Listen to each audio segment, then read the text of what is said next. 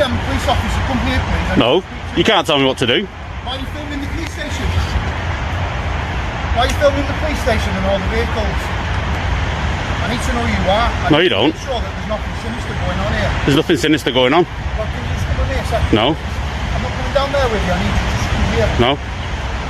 I'll say that. No. Well, should we have a... Am I being detained? You're not being detained? Right, then I'm leaving then. I need to know who you are and why you're filming the police station. And why have you got your face covered? You can quite see it. Why have you got your body covered? You can see I'm the police officer. Who are you? What's your number? 11070. What are you doing? Why are you filming Get off the me! police station? Get off me! No, I'm not. Why are you Get off filming me! the police Get station? off me! Why? Get off me! Why Get off are me! you filming the police station? Because I can. I need to make sure that you have nothing sinister going on. Right, am I being detained? At the moment, you Right, are, yeah. for what? For what? Under what section? Section 1 of Section the 1? Criminal Evidence Act. The officer gives himself away in the first 10 seconds. Not by what he says, but by how quickly he abandons every bit of procedure he's supposed to follow. FTA does exactly what you're supposed to do with a plainclothes cop. He asks for ID, steps closer to read the badge, and tries to verify who he's talking to. That's basic self-P protection. But instead of letting him check it, the officer lunges the moment FTA gets close enough to actually see it. Also, the officer failed badly when detaining FTA. Section 1 of PACE is meant to be announced before contact with clear grounds, object, and explanation. He did the opposite. He reached, grabbed, shouted, and only then remembered to say the magic words. Because I need to stop searching. What's your reasonable grounds? The reasonable grounds are I need to make sure that you don't have anything on you. Why are you shaking? Just listen to me, please. Well, listen to you, let go. I'm not going to let go of you. This is assault, this. It's not an assault. It is assault. Come with me, please. Why? Because I'm telling you, just come with me. No, you just detained me, so I'll stay here. Well, come with me, please. Are you arresting me? At the moment, no, but please come with me. Why? Just come with me. Why? Because I've got a colleague coming. What, right, well, he can come here, can't he? Well, let's see who you are. What's your reasonable grounds? I've explained what the reasonable grounds are. What are they? That I'm taking pictures? Yes. Oh, that's a crime, isn't it? Of the police station and vehicles, private vehicles and police vehicles. That's not a crime. That's not a crime. Hands now. What, my hands are here. Sort of movement, you understand? Yeah. Right, you got a detail on you. No. ID on you. Stop tensing up, pal. Stop tensing up. Do as you're told and do it now. The moment the officer claimed that taking pictures was his reasonable suspicion, the whole thing collapsed. FTA even threw him a chance to realize how ridiculous that sounded. That's a crime. And the officer still doubled down, insisting that filming police and private vehicles somehow justified a stop. That wasn't suspicion.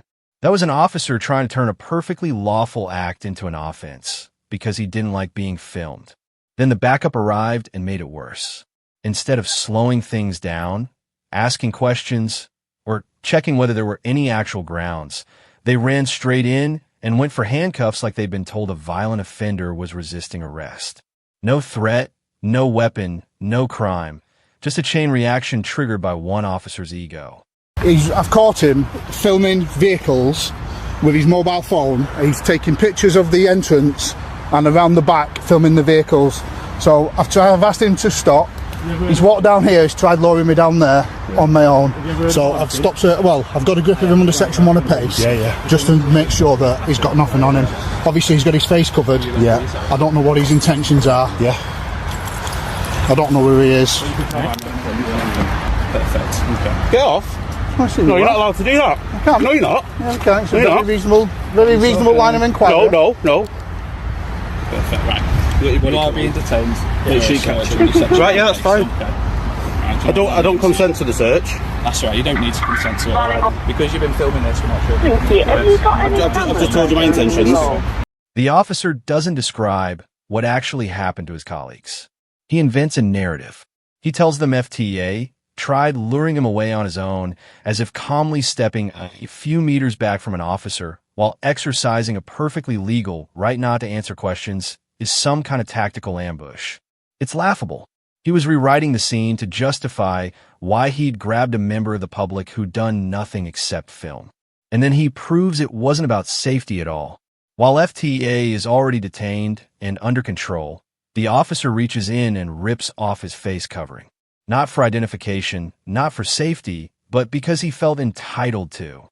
When challenged, he hides behind the empty phrase reasonable line of inquiry, which is nowhere in law a justification for forcibly uncovering someone's face. Yes, some questions. Take all your numbers.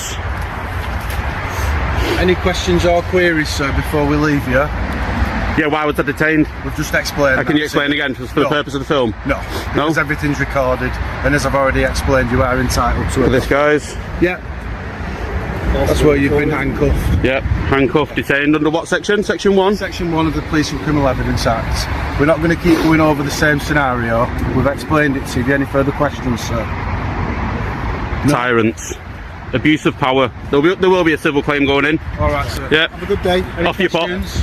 You pop. Off you pop. Off you pop. Off you pop. Off you pop. Off you pop. Off you pop. Bye-bye. Tyrant. Off you pop. Off you pop. Am I free to leave? What? Am I free to leave? You're free to leave. I'm free to stay, aren't I? I'll stay here with you then, Charlie. Alright, yeah. Have a good day. Let's see how long this lasts. Assault. You assaulted me. The moment FTA was told he was free to leave, the officer's authority was overdone, finished.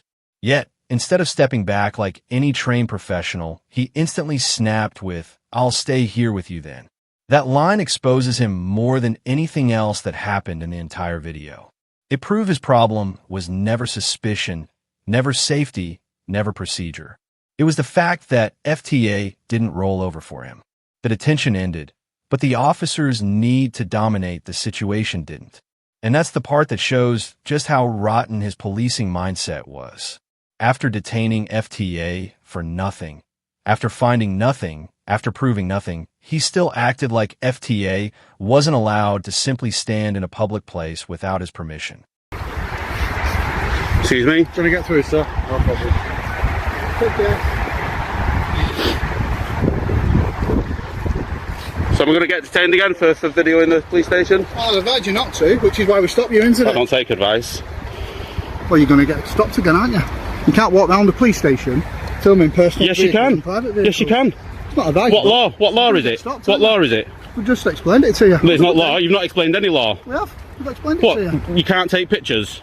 I advise you not to. That's your advice, isn't it? That's your advice. If you don't like getting stopped, then don't film police vehicles. I don't think you're very clever, so I won't take your advice. All right, take care. You don't even know Have a good day. you don't even know the law yourself. All right, have a good day. Oh, and 1, 2, 3, 4, 6 police officers don't know the law, and a sergeant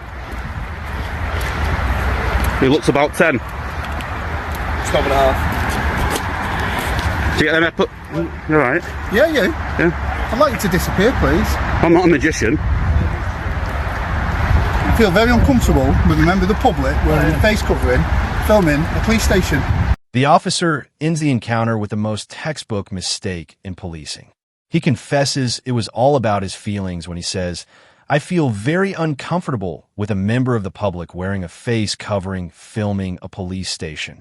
He basically admits the entire detention, the handcuffs, the aggression, the shouting, the backup, all of it was never based on law.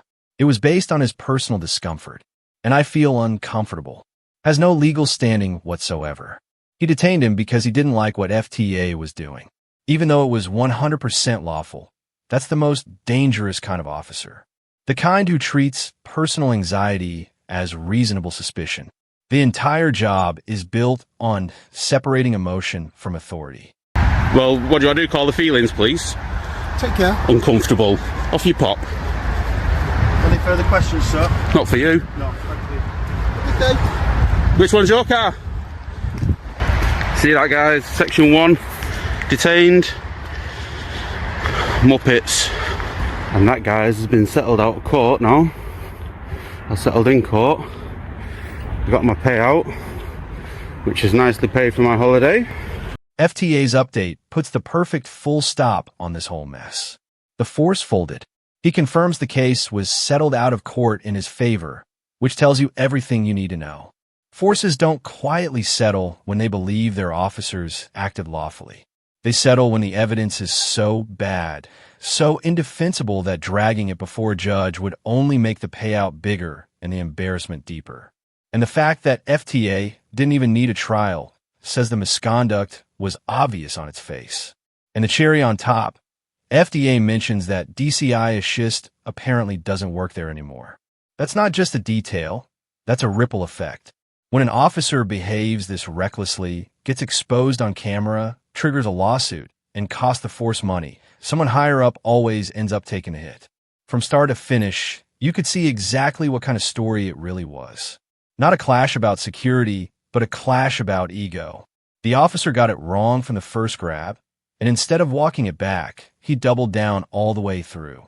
He searched a man who'd broken no law, cuffed someone who'd done nothing threatening, and then, when the truth caught up, tried to save face by pretending he still needed to monitor him.